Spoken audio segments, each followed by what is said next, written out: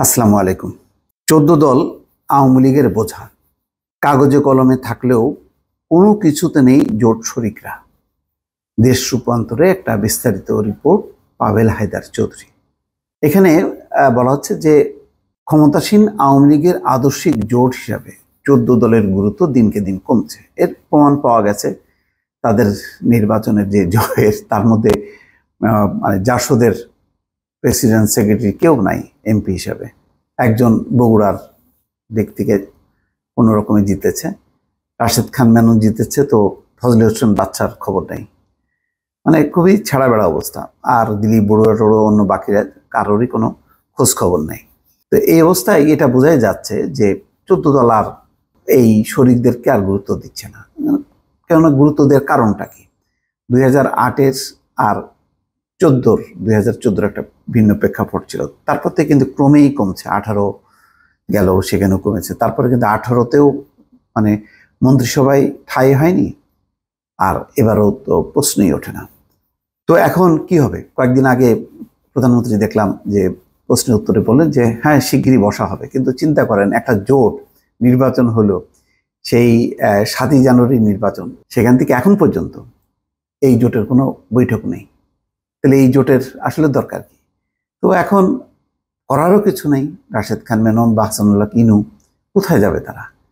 তারা কি এখন অবস্থান পাল্টাতে পারবে? আরো বিপদে পড়বে। সেই অবস্থান পাল্টে কি তারা বিএনপির দিকে যাবে? না, সেটাও ঝুঁকি।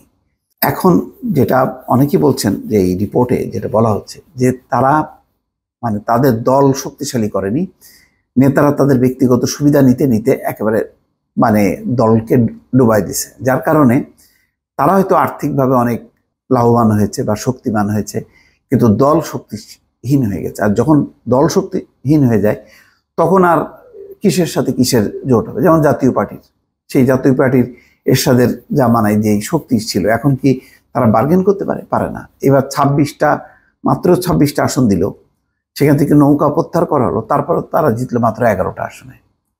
এই হলো অবস্থা তাদের। আর এইগুলির অবস্থা তো আরো খারাপ।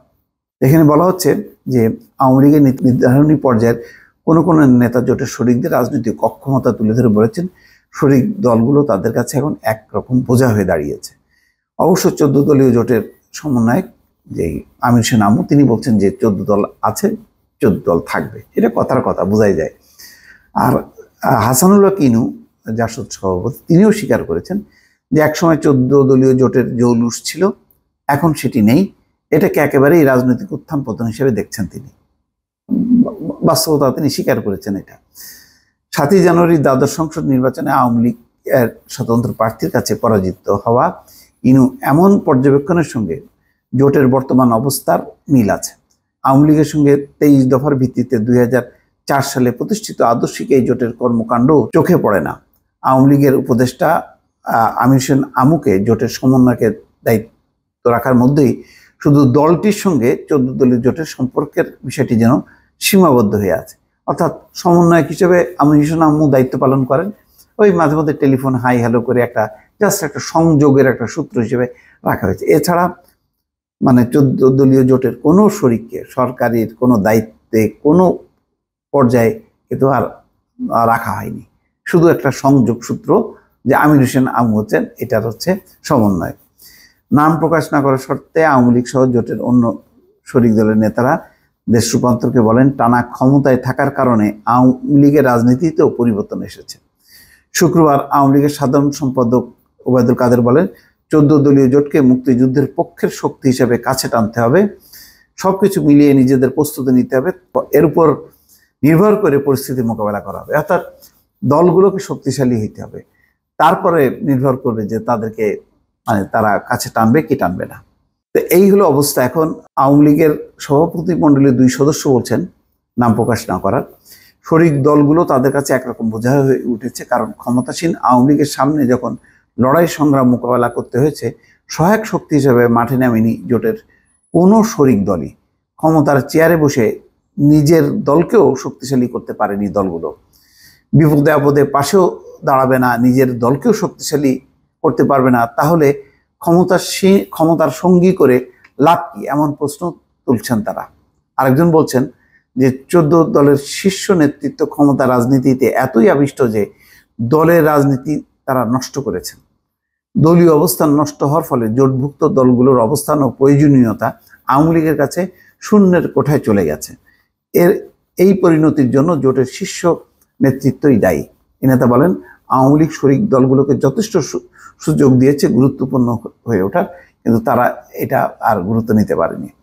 দিলীপ বড়ুয়া, সাম্যবাদী দলের সাধারণ সম্পাদক, তিনি বলছেন 14 দলীয় জোটের উপযোগিতা প্রাসঙ্গিকতা রয়েছে বলে মনে হয় না। আওয়ামী লীগের সঙ্গে জোটের সম্পর্কও কাগুজে মনে হয় তার কাছে, অর্থাৎ তাদের এক হতাশা প্রকাশ করছে। তো হতাশা স্বাভাবিক। এখন যেহেতু কোনো গুরুত্ব নেই, যেমন নির্বাচনের সময় আমরা কি দেখলাম, তৃণমূল বা বিএনএমকে যেভাবে সরকার নিবন্ধন করে তাদেরকে পৃষ্ঠপোষকতা করলো, কিন্তু যেহেতু তারা শক্তিমত্তা দেখাতে পারলো না, বিএনপি ভাঙতে পারলো না, সুতরাং তাদেরকেও কিন্তু ছুড়ে দিয়েছে। একটা আসনও তারা কেউ পায়নি, অধিকাংশেরই জামানত বাজেয়াপ্ত হয়েছে। তো এখন 14 দলীয় জোটের শরিক যারা, তাদের অবস্থা সেরকমই। দর্শক ভালো থাকবেন, আল্লাহ হাফেজ।